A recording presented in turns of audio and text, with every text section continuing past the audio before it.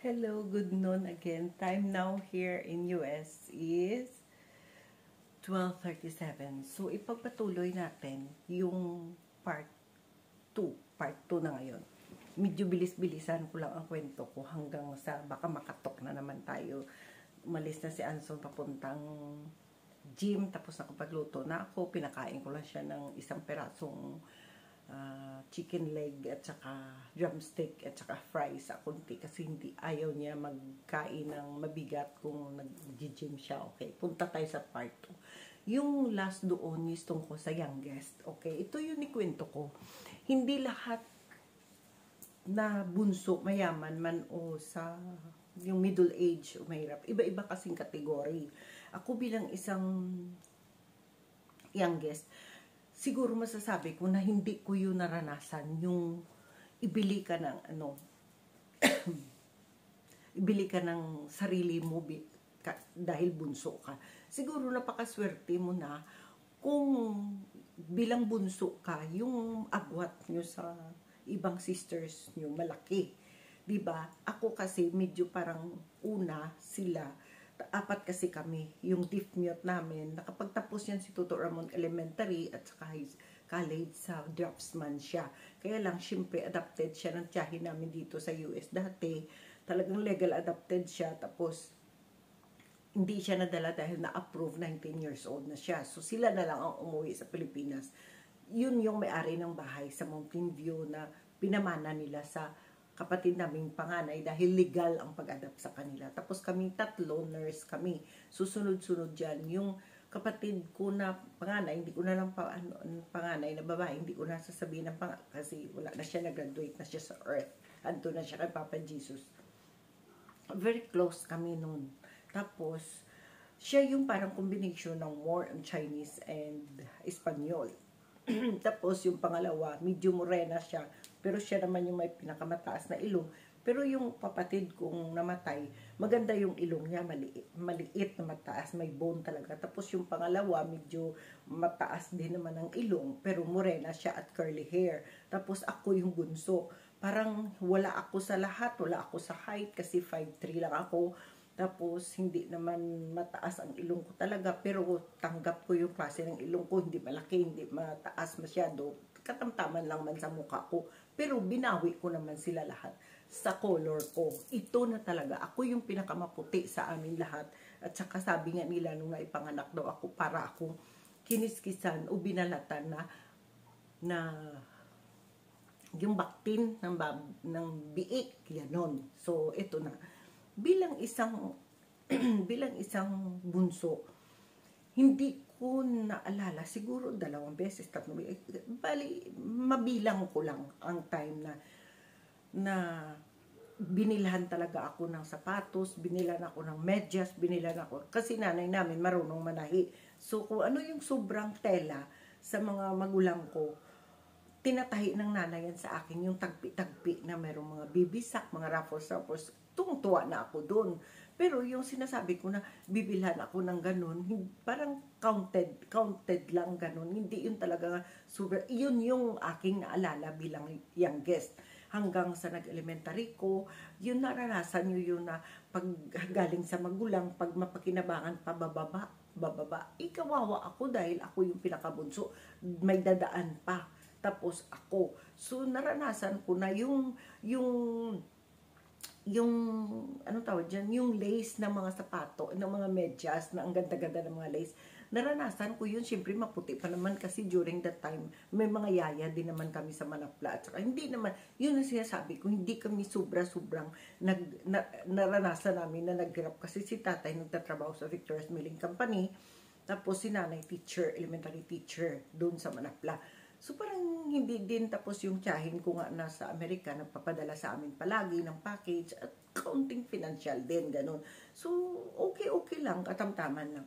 Kaya lang, yung siyempre yung mga personal na bagay, hindi kami masyadong pero tuwang-tuwa na kami pag Christmas, dinadala kami sa Bacolod kasi may sasakyan din kami noon, 3 di pasahe yung sasakyan namin. ng driver kami, yun nga, parang maganda din yung mga, yung mga driver namin noon, nung wala na sasakyan namin, driver sa piyasa, mga taga-Escalante, mga nakadaituto, alala ko pa yung mga driver namin noon na nagdadala ng mga chicks sa pasahero doon sa ibaba kasi meron silang kwarto sa bahay namin sa baba kasi mataas yung bahay namin. Ganun, ang saya ng bahay, ang saya ng buhay ko nung childhood ko. Masaya talaga kahit youngest ako. Iniiwan kami sa yaya, lalo Saturday kasi may Saturday class ang nanay sa West Negros, ganon. So, yung mga hindi pamahi, inang tawag doon, yung pasa-pasa, pag nabilhan na yung panganay na babae, magulang na babae, yung hindi pa naman mapakinabangan pa naman, ibaba doon sa sunod. Tapos ako yung kawawa dahil ako yung pinakabunso. So yung mga ruffles na yan, na mga lace na yan, medyo maluwag na yan. Pag sinuot mo dito sa paa mo, sa paa, nilalagyan na lang ng lastiko o rubber band para hindi bababa ng gano'n. Tapos dahil malaki yung paa nila, tinitiklop yan dito sa paa para yung pantay sa angkol mo ng Naranasan ko yan, guys. Hindi kami ganun kahirap. Pero, is practical yung mga parents namin. Hindi ko naman yun nakasama ng loob ko. Kasi, pari-pariho naman kami na pag pumunta ng Bacolod, ng nanay at tatay, dala naman kami, tapos may sasakyan kami, lalo na sa Pepsi dati sa Madalagan, maliliit pa ako, naalala ko yun, yung Santa Claus na nag-iinom-inom ng Pepsi, tuwa na kami, mga simpleng kaligayahan lang, minsan sa isang taon yan, sa Christmas yan, dinadala kami, may Pepsi doon na ang Santa Claus, umiinom ng Pepsi, yun lang ang na-remember ko kasi wala pa yung mga lagun, wala pa yung mga during my time. Ganon. So, diba, hanggang sa nag-elementary ako, nakikita ko na iba talaga yung pamumuhay namin. Hindi kami inispoiled. Katulad din na yun sa kay Arabella, na si Arabella, sa edad niya, sa age ni Bella, hindi siya marunong humawak ng pera kasi hindi namin tinuruan ng maaga na bibili ka ng ganito, bibili ka. Siguro ngayon alam niya na sa 100, ganon. Pero pag bumili doon sa Lasal, andyan palagi si mami niya o yung best friend niya na si Daniel. Oo, yun yung niya pag bumili siya kasi hindi nga siya marunong bumili at humawak ng pera, kawawa nga. Kasi hindi namin sinanay. Ganun ako. So, nung elementary ko, naalala ko, hindi ako yung tipo ng bata na maganda ang bag, maganda. Naalala ko, meron akong bag na parang plastic siya, hindi yung plastic bag na pinapaninda, hindi naman. Yung parang galing siya ng dito sa Amerika na pinadala sa package, nilalagyan ng mga kung ano-ano ng tiyahin namin, tapos may bag siya. Ganun na ang bag ko, naalala ko. Tapos kung ano yung galing sa magulang ko, yun yung pinapagamit sa akon. Tapos yung mga wallet na yun, wala kaming ganun. Tapos si nanay nag-teach doon sa elementary din. Pag tuwing recess, bumababa lang ako doon. Akin lang tuyahan, naalala ko. I don't know about my 2 siblings na babae. Ito ako. Nag-uusap tayo.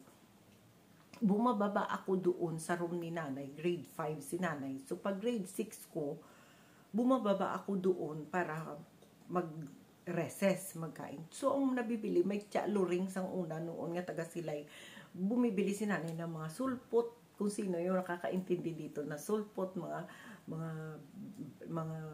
baligya ni Chay Luring, mga baybay, mga ganun, isa lang at saka tubig lang ganun. Pero tapos nakikita ko yung mga kaibigan ko, may kantin noon si Mrs. Banalis. Talagang may wallet sila tapos naupo. Hindi inggit ang nararamdaman ko dahil happy naman ako, satisfied naman ako sa bahay namin. Wala nga lang kaming refrigerator noon, pero meron kaming TV ni Biko. Yung maliit, wala kami may sound system, may radyofono si tatay tawag noon, ganon, may radyofono si tatay, pero wala kaming ref, ganon. So, bumibili lang kami kay Tanggol doon sa takas na yun. Tapos, yun nga, yung bumibili talaga sila tuwing recess, labasan sila, kanya-kanya sila bit-bit ng wallet, maliliit na wallet, tapos punta sila dun sa kantin ni Mrs. Abanales, si Mrs. Abanales yung in charge ng kantin, talagang nauupo sila, inom sila, nakikita ko sila sa bintana, umiinom sila ng mga pineapple juice, mga arroz caldo, mga ganun. Sa totoo lang, during that time, hindi ko pa natikman ang cheese curls na blue. Oo, sa totoo lang. Hindi ko pa familiar masyado sa lasa ng arroz caldo. At saka, seldom kami makakainom ng tinatawag na pineapple juice. Sa soft drinks, maaari, kasi pwede naman kami bumili dyan kay Tambok. Si Choy Tambok sa una sa harapan ng elementary, ganun kami pinalaki. Hindi kami pinalaki sa ganyan. Pero siguro, kaya din naman nila, kasi elementary pa lang naman kami noon, kaya din naman nila, kaya lang hindi kami pinigyan ng pera na ito, baon mo. Kasi nga, si nanay nandiyan lang sa mismong compound ng elementary. Ganun. Ito yung karanasan ko. Tapos nung meron ng pa-high school na ako, grade 6, pa-high school na, naalala ko talaga, I will not mention names, I told you I will not mention names. Meron akong kasamahan sa ICAP, ang tawag noon, first year college, sila papunta ng private school, tapos ako dyan lang sa high school, so nag-ICAP kami. Alam mo yung may-ari sila ng tindahan, tapos pag gusto lang siya kuha ng ganyan, tapos nang in-invite ako sa bahay nila, tapos kuha siya ng cheese curls na yun na blue. Yung ngayon ko lang naisip na sa kategory or sa status ni Arabella, ayokong maranasan ni Bella yun. Kaya ako bilang isa kalola, sinisikap talaga na lahat ipatikim ko kay Bella, ipa-enjoy ko kay Bella. Kasi mahirap pala mawala sa utak na mga panahon na yun na may naranasan kang ganun. Ayokong mangyari kay Bella yun. So, naranasan ko yun na in-invite ako sa bahay nila, tapos may tindahan sila, kuha siya ng kain siya ng cheese curls na blue. Nung uso pala noon yun, hindi ka ma-invite. O kahit lang sila na, tikman mo or ganun. Hindi pala uso yung ganun. Ewan ko lang pero ganun yung natatak sa utak ko na parang may mga taong ganun na parang pinapunta ka sa bahay nila, tapos kumakain siya, tapos wala ka naman ginawa doon, kundi pakitaan ka lang ng bahay nila. Ganun pala yun. So, wala sa akin yun hanggang hindi na kami tapos na yung ICAP, hindi na kami nagkakita, nasa private. Nung graduate na ako ng high school, yun ang masakit sa akin. Dahil yung uniform ko, tandang-tanda ko talaga. Hindi nyo yung pag-uusap natin na to, hindi ko minasama sa loob ko na ganun yung parents namin. Kundi siguro ako lang yung youngest na ganito yung naranasan ko dahil ginawa lang ng nanay at tatay ang tama kasi pinalaki. Kaya during my time talaga, hanggang ngayon, parang natuto ako na hindi sobra-sobra yung ulam, hindi kung ano yung ulam sa gabi, nagmi-mix-mix ng istorya natin, intindihan. Mga examples kasi yun, dire-diretso kasi ako magkwento. So, lumaki ako kahit sa kay Arya, nadala namin nga, isa lang ang ulam, halimbawa, naglaga ako, may baboy na may gulay na, yun ang tangalian hanggang hapunan na yun. Kung may sobra, ilagay sa ref, kinabukasan, parisa nun. Pero hindi kami nasabi, may sabaw na, may pinirito pa, may isa pa. Isa lang talaga.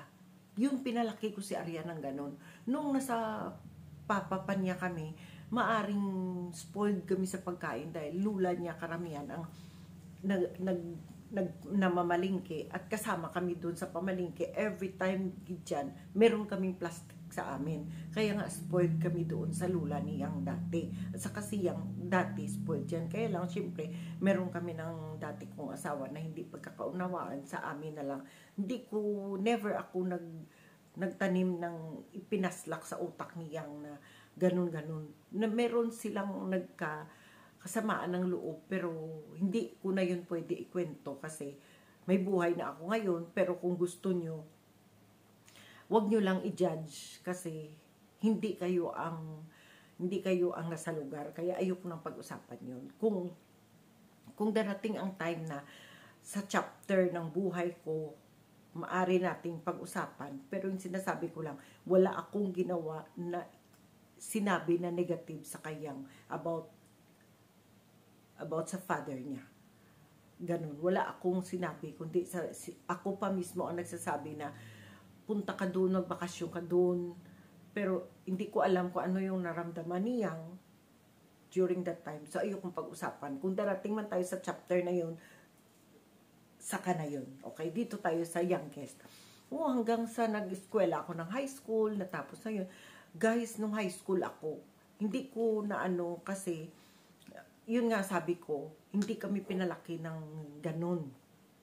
At nagpapasalamat din ako dahil yun ang pagpalaki sa amin ng nanay at tatay. High school ako guys, maroon ang uniform namin at saka puti. Isa lang ang skirt ko, simula first year hanggang nag-graduate ako ng fourth year. Maniwala kayo. Pag medyo faded na yon, summertime, binabaliktad yun ng nanay. Oo, para, di ba sa loob, parang naman. Tapos yung pleats naman, ina-adjust. Tapos yung polo ko, dalawa lang yun. Pag medyo hapon na, nilalaban, tapos kinabukasan yung isa. Tapos sa gabi na naman, nilalaban yung isa. Kung may dumi yung skirt ko, yung palda ko, yung party na yun na may dumi, yun lang yung kukusuan. Tapos, ihang lang yung hanggang umaga, tapos tuyo na yun, tapos lakat na. Marami kaming mga medyas, marami kaming mga bra dahil nga galing sa kapatid ko, sa matanda kong kapatid, hanggang dalusos na yun. Pero yun nga lang, kung minsan, mga halug-halug, ginalagyan ng mga ganon. Hindi kami hindi kami pinagustuhan sa ganyang material na bagay. Kung may relo man, tuwang-tuwa na ako na mapamanahan ako ng relo, mga ganon. Pero tutok kami sa pag-aral, kaya lahat kami professional. Nurse kaming tatlo. So, maganda yung pagpapalaki sa amin. Pero, ito na, dumating na yung time na graduate na ako ng high school. Tapos, hindi ko inakala, parang hindi ko in-expect na hindi ako makapag-college. Ito yung pinakamasakit sa lahat nung sinabi na sa akin. Kasi yung kapatid kong magulang ko na babae, nag-nurse sa Cebu. Na-transfer siya sa Aklan. Hindi ko na i-detalye kung bakit. Parang family problem din. Na-transfer siya ng Aklan. Doon siya nagtapos sa St. Gabriel sa Kalibo ng nursing. Tapos, ang pangalawa, nagpasok ng nursing din sa Our Lady of Mercy.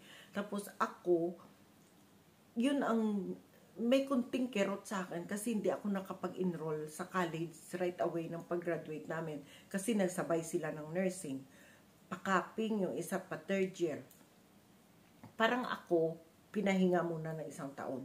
Yung masakit lang sa akin, nung medyo nag-usap-usap na kami, nag-recall na kami na hindi ko, kasi noong buhay pa si nanay, natutulog siya sa bahay. Tapos, kinukwento ko na bakit dumating sa point na napahinto ako. Pwede din naman na hindi ako muna mag-nursing, pero na-college. Pero kay gusto pala talaga nila nursing. Ang isa namang dahilan, libro. Yung libro ng kapatid namin, dalusos na naman sa pangalawa nga nursing, tapos sa akin na naman na nursing. Pero pagdating sa akin, iba-iba naman ang edition, ganun. So, kailangan pa din bumili ng nursing. Yung isa, St. Gabriel, Lady of Mercy, ako, Riverside ako. So, okay lang din. Pero yung may kirot siya dahil hindi naalala ng nanay na nahinto ako ng 1 year. Alam mo ba yung pain na naranasan ko noon?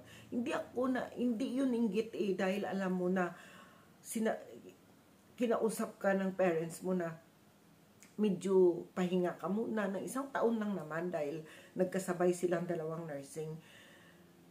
Yung yung may kirot lang sa akin dahil syempre excited ka na magpa-enroll ka ng college, ganun. Hindi ako na-enroll.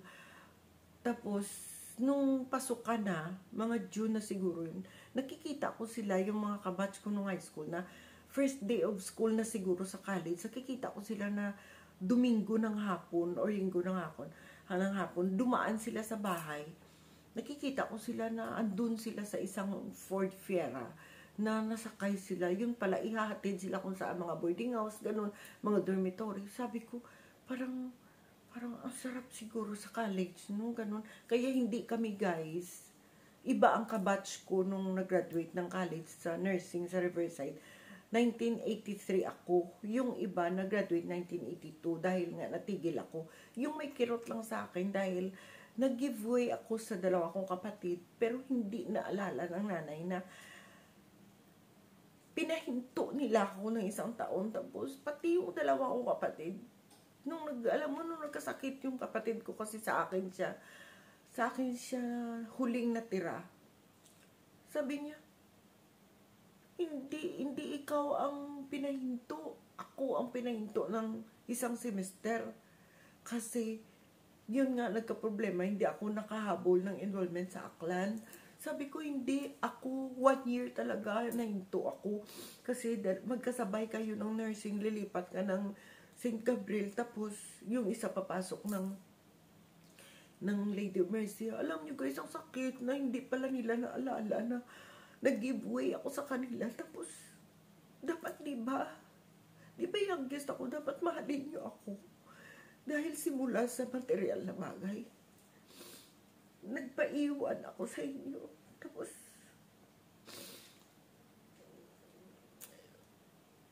kung manghingi kayo ng allowance sa nanay at tatay, nalilito ang nanay at tatay, lalong-lalo na si tatay.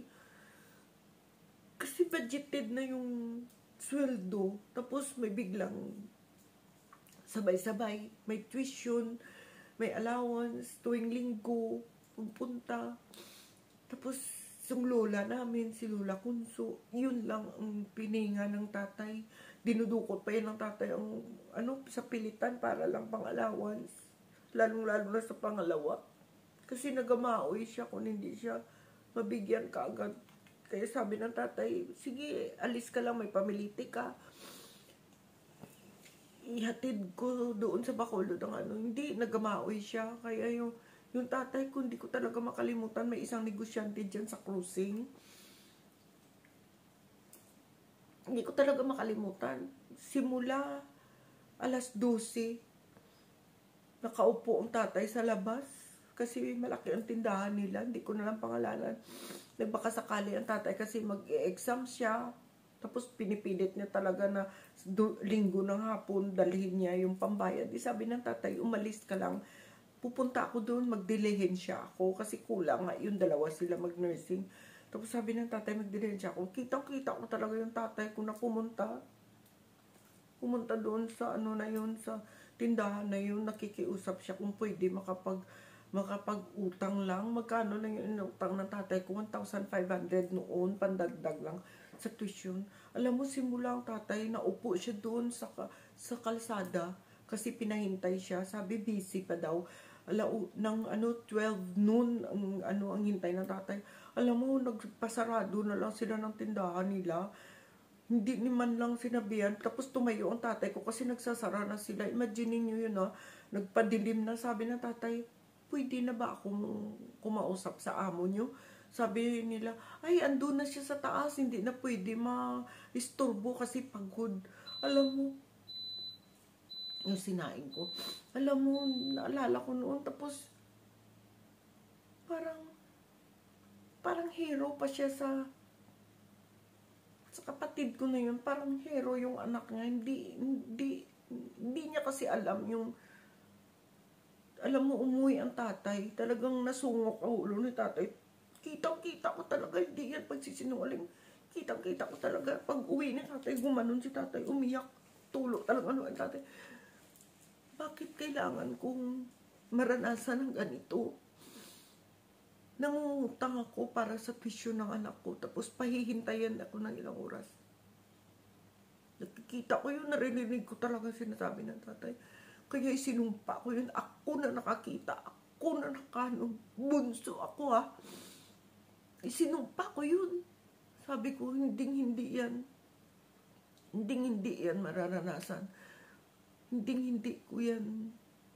Tatandaan ko yan. Kaya siguro parang kung minsan merong puot merong sakit Akong bunso. Ako nakakaranig ng lahat. Ako yung mga pinagsasabihan nyo ng pains nyo.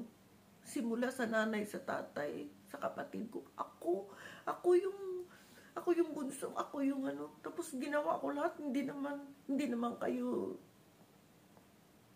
Hindi nyo naman ako tinulungan na diba yung ibang bunso, kapatid nila yung nagpapaaral sa kanila. Tatay tatay at nanay ang nagpaaral sa akin, guys. Hanggang sa nakagraduate ako. Nag-asawa ako. Umalis ako papuntang abroad. Oo, nakatulong din si nanay pag alis ko ng Saudi Arabia. Pero meron akong pinalanunan na lupa sa government. Pinirinda ko yan sa tiyahin ko para lang dagdag papunta ko ng Manila kasi mag-abroad talaga ako. Kasi hiwalay na ako nun sa papa ni Arian. Hindi ko maisip na sa grapes lang hindi ko mabili para kay Arian. Alam mo ba yun, yung naisip ko na bakit magawa ng iba, bakit ako hindi? Kasi yung sa utak ko, sa totoo lang sa utak ko, totoo bang may abroad? Totoo bang may Amerika? Paano, guys, high school na ako, college na ako, hindi ko maisip kung paano matunton ng eroplano ang Amerika. Paano matunton ng eroplano dahil radar sila. Yung sasakyan nga na-aksidente, eroplano pa kaya at barko sa dagat, eroplano. Kaya yung pagpunta ko ng abroad, sinikap ko talaga yun na makapunta ako ng Saudi unang ko. Dahil gusto ko patunayan unang-una, makarating ako kahit saan, di ko inisip kung saan ako. Basta yung unang pumasok sa utak ko, nakita ko na may naghahanap ng mga nurses na papuntang Saudi Arabia. Wala masyadong bayaran, ganun, kayang-kaya ko. So, doon ako, nagpa-interview ako. Dumating sa point, guys, na yung pinipilahan namin, nakatulog kami kasi wala akong huli na ako tumira doon sa bahay ni Bongbong sa apartment sa Makati. Pero yung unang application ko, natulog ako sa opisina ng agency sa lamisa. Dinudugtong-dugtong namin yung opisina, ang lamisa sa agency. Tapos, kailangan maka-CR na kami bago pa bumaba yung may-ari. Kasi hindi kami pwede pumasok at gumamit ng CR. Dinalakad namin yung McDo sa Manila. Sa Manila kami, ng opisina ng agency, para doon kami maghilamos at magpupo. Oo, naranasan ko yung pag-apply ko, unang pag-apply ko, hanggang sa makabalik na ako. Siyempre may kunting pera na, doon ako nakatira kay Bong, sa pinsan ko sa apartment ni Chay sa Fort Bonifacio. Kaya yung masakit lang sa akin, guys, na maraming hinaing. Ako yung listener eh. Maraming hinaing yung kapatid kong panganay na babae. Merong mga problema sa mga anak, problema sa pamilya. Kasi nabalo siya, na-widow siya ng maliliit pa yung mga bata, mga estudyante pa. Ako lahat ang nag-absorb. Tapos, nung time ko, wala naman, di naman sila nakatulong sa akin pag-aaral. Nung nakapag-asawa na ako, nag-separate na ako sa asawa ko, sa papa niyang. Siyempre, kunting hand-in din sila, kunting tulong. Pero yung parang shock absorber ako na lahat parang alam ko nangyayari. Katulong ako habang nagpapalaki sa mga bata kasi nasa abroad ngayong asawa hanggang sa nawala. Shock absorber ako. Tapos sa nanay, shock absorber ako. Ako yung gumasto sa bahay nung walang sa Mountain View. Ako yung nagpa-total renovation. Tapos parang hindi alam ng mga tao kung ano talaga yung nangyayari. Tapos merong manakit sa feelings ko na maaari sigurong hindi nasabi sa inyo ng ina nyo, nanay nyo, lola nyo. May kanya-kanya tayong issue, may kanya-kanya tayong hinanakit. Pero parang feeling ko ako talagang target. Parang ako talaga yung kinawawa. Kasi shock absorber ako. Tapos eto na, nung ang daming tao na nalilink sa akin, siguro dahil scapegoat ko rin na merong magpaparamdam sa akin ng nakikinig ako sa iyo. sige magkwento ka lang, papakinggan kita. Parang sa isip ko ganun eh. May nakikinig lang sa akin, masaya na ako. Tapos hanggang sa dumating ang time na 16 years ako may nakarelasyon na akala ko ganun din. Nakailang beses din akong sinaktan dahil sa pambababae. Pero in God's grace, na-met ko si Anson. Walang may nagpakilala, walang ano. Talagang nag-pray ako. Todo-todo na nag-pray. Instant prayer yun. At saka sabi ko, hindi na ako makapag-antay. Hindi na ako, Lord, kung meron kang ibigay sa akin na talagang forever na, pwede ngayon na, paggising ko sa umaga, yun na yun. At ito yung nagising ako, nakita ko si Anson hanggang ngayon. Tapos, hindi ko naman sinasabi na ito na nga, sasabihin ko, shock observer na naman ako. Nung napangasawa ko sa Anson, binili kami ng bahay cash, binili kami ng sasakyan cash. Tapos, maluwag na naman sa puso ko na tumulong ako. Kahit nahiya ako kay Anson, pero dahil gusto kong tumulong, pero may kasabayan na naman pain. Sabi ko, hanggang kailan to? Hanggang sa dumating ang time na pera na ang usapan. Sa mga nakarinig nito, hindi ko isa-isahin, hindi ko kayo personal na tutukuyin, pero ginamit niyo si Anson.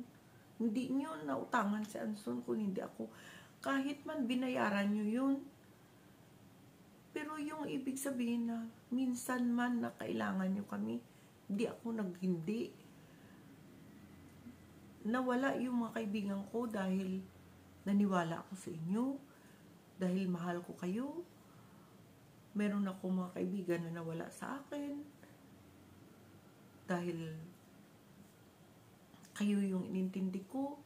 Hanggang dumating sa point na pera na ang usapan. Kung meron man kayo nakabigay sa akin, hindi naman worth it na masabi ng asawa ko na hindi ka dapat magtrabaho dahil pinangasawa kita, hindi dahil para maghanap ng pera, hindi magtrabaho, hindi pinangasawa kita para may kasama ko sa buhay, hindi daling kita dito sa Amerika, bago kami lumipad dito, nakaset na tong apartment, nabayaran na namin, advance, ganun. Pero dahil kailangan nyo kami, dumiretso kami. Yung parang ganun, dapat vice versa lang, at saka wala akong masamang tinapay na kami yung nagbayad sa kay nanay. Hospital bill hanggang ngayon sa dalawa kong kapatid. Kasi blessing yun ang dumarating sa amin. Blessing. Kung meron naniniwala ako sa kung lubos mula sa puso mo yung pagbigay mo, maganda yung darating sa'yo. Talagang natuto akong umiyak pag nag-pray ako. Kasi parang na-lost na ako na gamitan lang ba? Bakit yung totoo yung sinasabi nila na kung ano yung feeling mo, hindi ka mag-expect na ganun din yung feelings na ibigay sa'yo. Oo, pero hindi ko kasi ma-absorb kasi professional eh. At saka matalino eh. Dahil lang ba sa pride? Dahil lang ba sa mataas na kayo? Dahil lang ba sa ganun? Alam mo, simula kaya ang napakaswerte nyo pag bunso kayo na maramdaman yung minahal kayo. Madaldal lang ako. Mapapost lang ako. Pero yung heart ko, lumapit man, hindi ako makahindi. Yun ang diferensya sa akin na pinagpagalitan ako ni Mami Yang kasi malambot daw ako. Maldita na may soft heart ako. Oo. Kasi ayoko maranasan na yung api-apihin. Kasi parang palagi na lang akong nakaranas din ako na basta mayroon akong Mga ilan-ilan din na naka-lover ko, naka-ganon. Yung kunting love, hindi naman siguro love, pero never ako nag-expect na mas halimbawa, may isang tao na feeling ko, nagkaintindihan kami, tapos meron siyang partner na, o meron siyang asawa. Never yan dumating sa utak ko na gusto kong makasama siya sa buhay ko. Iiwan niya yung pamilya para sa akin. Never ko yan in-expect. Kasi ayokong yung tawag na panakiputas na halimbawa, Valentine's Day, it's either before or after ka. Kasi doon siya sa pamilya, sa okasyon. Ayoko nung ganun. Ako yung tipo ng babae na selosa, na gusto ko ako. Kaya never yan pumasok sa utak ko namang agaw. Siguro meron lang ako dati hinahanap na tao na akala ko masasandalan ko. Akala ko makikinig sa akin. Kasi never akong pinakinggan. Oo, sa tatay, palagi sa mga magulang. Sa nanay, palagi sa mga magulang. Naging close lang kami ng nanay nung nangyari na medyo nagligawan na kami ng papa niyang doon. Kasi parang nagkonsentidora ang nanay na bumibisita, na ayaw ni tatay, bumibisita siya sa bahay na nandun ng nanay. Si nanay ang nag-ano sa tatay, nag-a-advise na hayaan mo, hindi man lang yan naka-girlfriend, nga very close. Sabi katulad ng iba na nagdi-date, hindi ako ganun. Nagka-boyfriend ako noon, pero yung bisita-bisita lang sa dormitory, hanggang na-met ko nga yung papa nila, yung na marunong pumindot sa utitor. Yun, doon na yun. Yun na, basta yun na yun. Yung feeling ko kasi noon, walang nakikinig sa akin. Tapos, yun nga, akala ko, nung mga time na madali ako sumang-ayon sa mga feelings, may nakikinig lang sa akin, may nararamdaman ako na parang binibigyan ako ng attention, yun. Pero never ko inisip na itong tao na to para sa akin talaga to. Kahit late na siguro kami nagkita, baka ako pa yung piliin niya. Hindi. Never ako nagkaganon. Pero anuhin ko lang na yung tao na link sa akin noon, meron siya talagang totoo na karelasyon. Yun nga lang, ako yung palaging nandiyan. Ako yung palaging kasama. Pero meron talaga siya. Meron talaga siyang at meron pang iba. Yun. Alam naman ng mga nakakarinig nito, kung naiintindihan nila kung sino yung tinutukoy ko. Parang hindi ako pwedeng tumanim ng galit sa kanya dahil mabait talaga siya.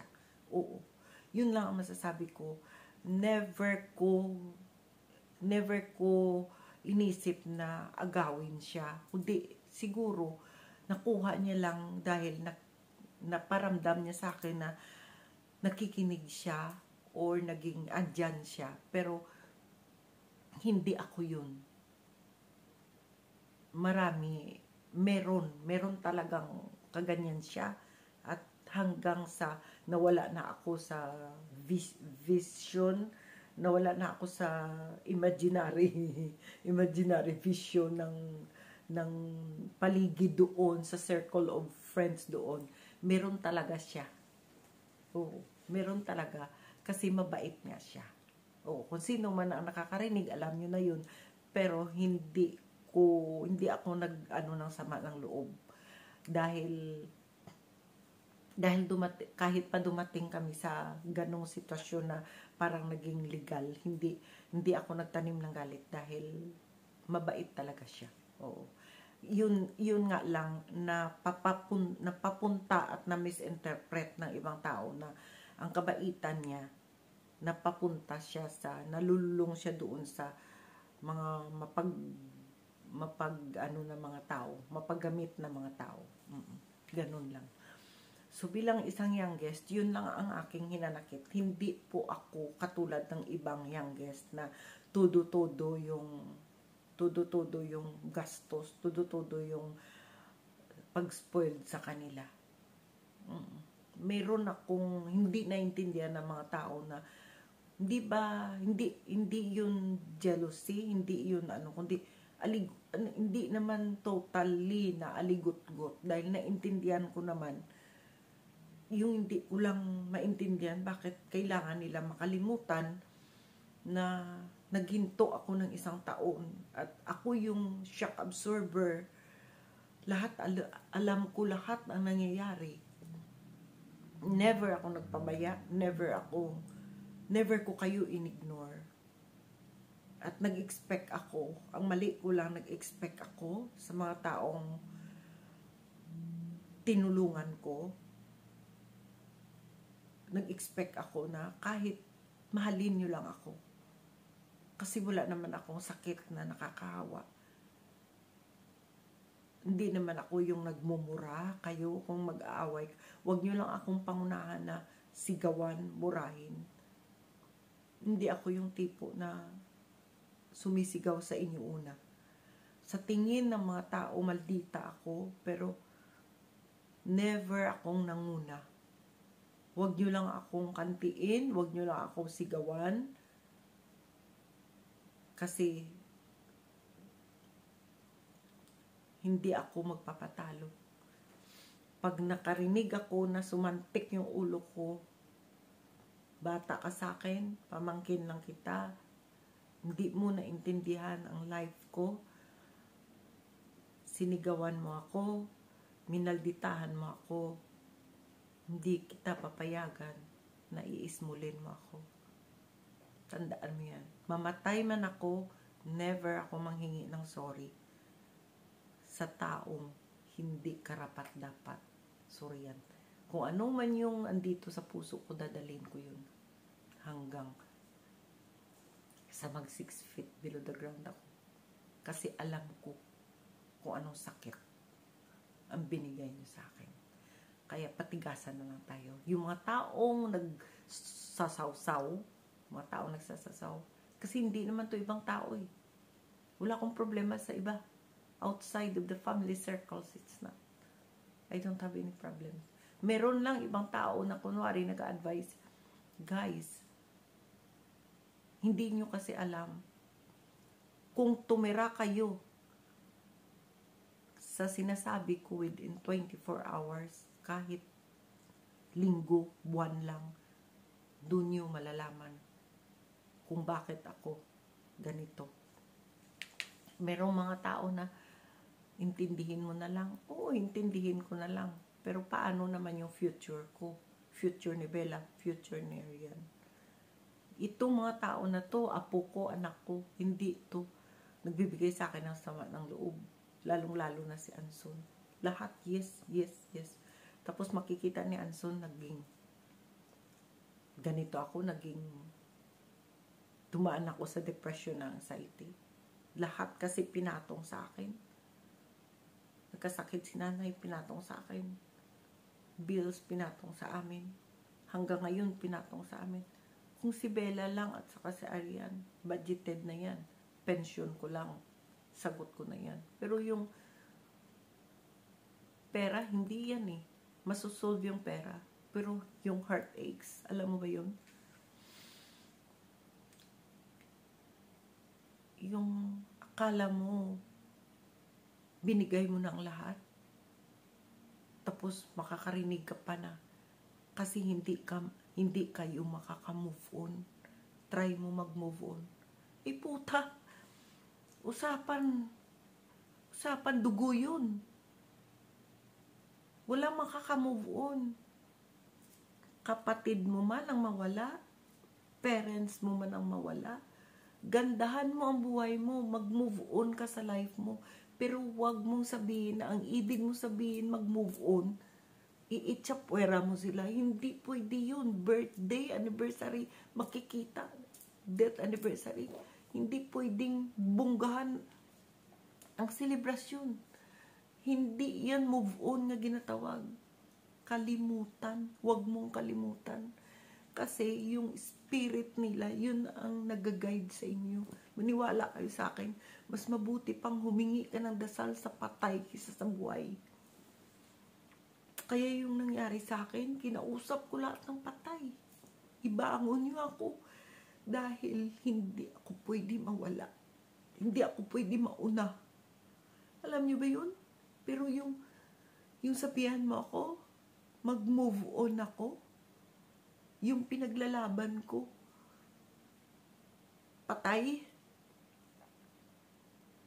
Dahil nakita ko, nandito na kayo sa Amerika, iba na kayo. Good luck. Kaya next episode naman, kung ano na naman, ito lahat, yung mga sinasabi ko, karanasan ko to. So, we will expect another, kung ano na naman yung karanasan ko, na ma-share ko. Pero ito, intindihin nyo na lang kung hanggang saan. Kung meron akong mapopost, mababasa, may magko-comment, baka doon ako uugot ng another part 3 natin. Meron akong mga kaibigan noon na nawala sa akin dahil nakikinig ako, pinapakinggan ko. Pero I treasure those friends of mine na yung mga friends ko noon na kung bibilangin nga lang, malaki pa yung tulong ng friend ko noon kisa sa mga lintik na to eh. Sa totoo lang ha. Pero ginamit nyo ako. Unang salta nyo sa Amerika. Sinong nilapitan nyo? Di ba kakilala ko? Di naman kayo close noon sa mga kamag-anak natin. Sa totoo lang. Pero si Lord na Lord. Alam mo ang luha ko. Alam mo ang pain ko. Alam mo ang utak ko. Siguro pagkatapos nito, na i-upload ko part 2. Kung merong mag-comment, kung meron akong maririnig na naman, kasi kung minsan mga may nagpi-PM sa akin nga, Bing, patawarin mo na, ipag-pray mo. Oo, patawad ko na yan sila.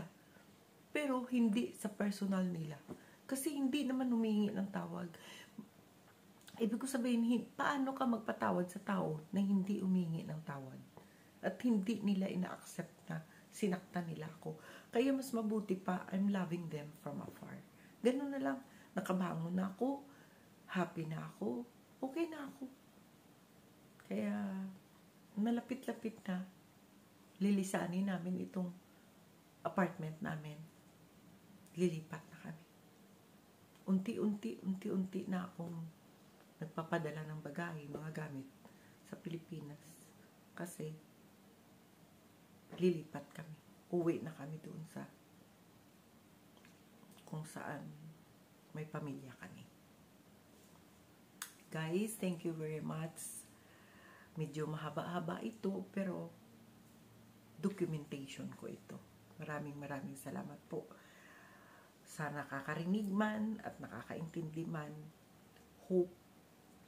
hoping na maramdaman nyo yung naramdaman ko bilang isang youngest, bunso, na hindi lahat ng bunso spoiled. Kaya ikaw, kung bunso ka,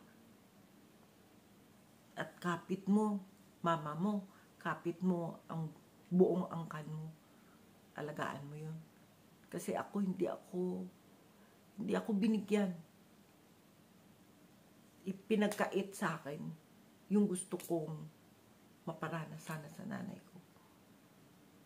Na yung improvement, yung last ko na wish, gusto ko, iikot lang naman ang nanay ko sa buong Bacolod para makita niya na, Nay, ang ganda-ganda na ng Bacolod, oh.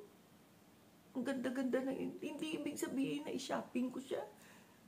Hindi ko ipaba sa restaurant, ibaba sa Starbucks o saan, kundi maikot ko lang lahat ng improvement sa Bacolod bago siya nawala. Kasi natulog na siya sa bahay, Pinili ni Anson sa akin cash yun. Yung sasakyan kong bago, pinili ni Anson cash. Nakaupo lang siya doon pag pumunta ako. Pero dumating ang time na pinagbawalan kaming pumunta doon. Gusto ko lang naman isakay siya at iikot sa buong Bacolod para makita niya yung improvement. Ang ganda-ganda ng Bacolod na eh. Meron ng isang area na super ganda. Wala eh. Pero sa bandang uli, ako pa rin ang sumalo ng lahat. Hanggang ngayon. Patuloy lang tayo guys. Kasi totoo yung sinabi. Last word ko to. Kung sino yung inapi sa magkapatid. Tandaan nyo guys. Totoo. Kung sino yung inapi sa magkakapatid. Siya yung huling tatawagan. Siya yung huling hanapin ng nanay. Totoo yun. Hindi ko pinagsisihan na ako yung gumastos sa nanay ko. Ako yung nagdala sa kanya sa huling kapawayan niya. Pero thank you Lord na pinaramdam mo sa nanay na hindi niya man masabi na sorry Bing, pero alam kong minahal din ako ng nanay. Kaya kayong mga youngest na overspoiled, may mamanahin, mahalin yun ang totoo. Napakaswerte. I love you. Sorry.